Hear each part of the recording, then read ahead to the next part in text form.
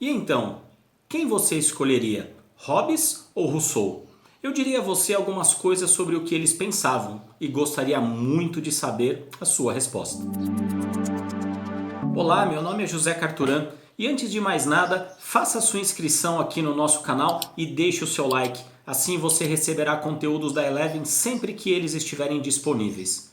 Mas me diga, Rousseau ou Hobbes? É claro, não estamos falando do próximo paredão do Big Brother e menos ainda da contratação bombástica que o Real Madrid pensa em fazer neste ano. Estamos falando de dois filósofos. E talvez você esteja estranhando, poxa vida, Carturan, mas filósofos dentro do canal da Eleven? Exatamente. A filosofia é uma ciência extremamente profunda e muito interessante. Além disso, tem tudo a ver com a psique humana, com o modo como as pessoas se comportam, com as teorias e tendências que nós temos no dia a dia.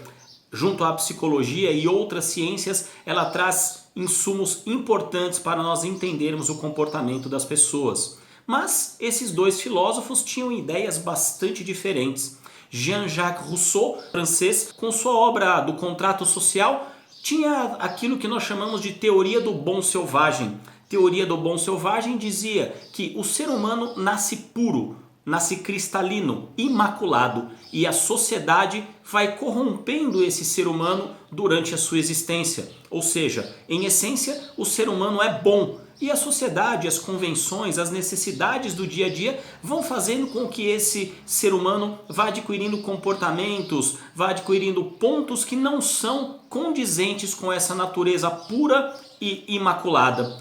Thomas Hobbes, inglês, dizia exatamente o contrário. Em sua obra O Leviatã, ele dizia que o ser humano em sua essência é mau. E é exatamente a sociedade e as regras que colocam-no nos eixos. Ou seja, se não houvesse regras, convenções, códigos, o ser humano seria essencialmente um selvagem. Poxa vida, ideias completamente contraditórias, eu diria que opostas.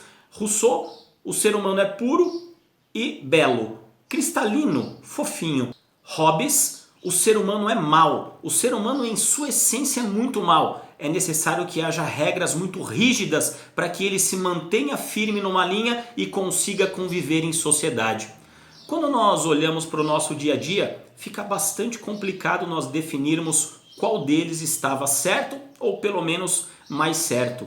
É muito interessante, principalmente em momentos de crise como essa que nós estamos passando. Estou gravando esse vídeo exatamente no momento mais crítico da crise do Covid-19, algo que talvez nós da humanidade nunca imaginássemos podermos passar, porque nós ouvimos isso, não é? Nas aulas de história, gripe espanhola, a peste bubônica, mas talvez nunca imaginássemos passar por isso na nossa existência. Principalmente em momentos de crise como esse, nós temos essa dicotomia.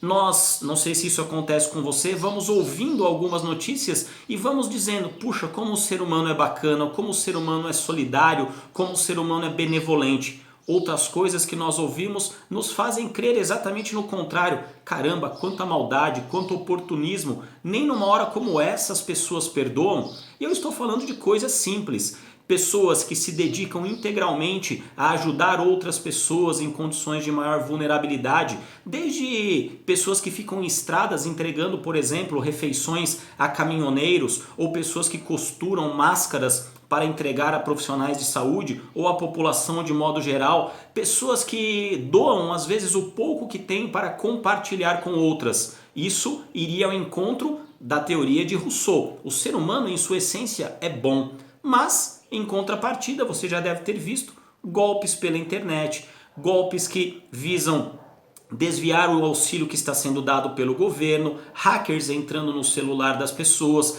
outras pessoas superfaturando insumos como álcool gel, máscaras, luvas que estão em extremo déficit no mercado.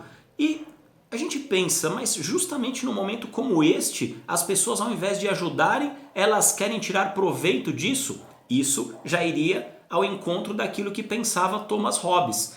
De modo geral, o ser humano ele tem algumas tendências que estão ligadas a valores e crenças pessoais. Esses valores e crenças pessoais criam aquilo que nós chamamos de identidade, quem o ser humano verdadeiramente é.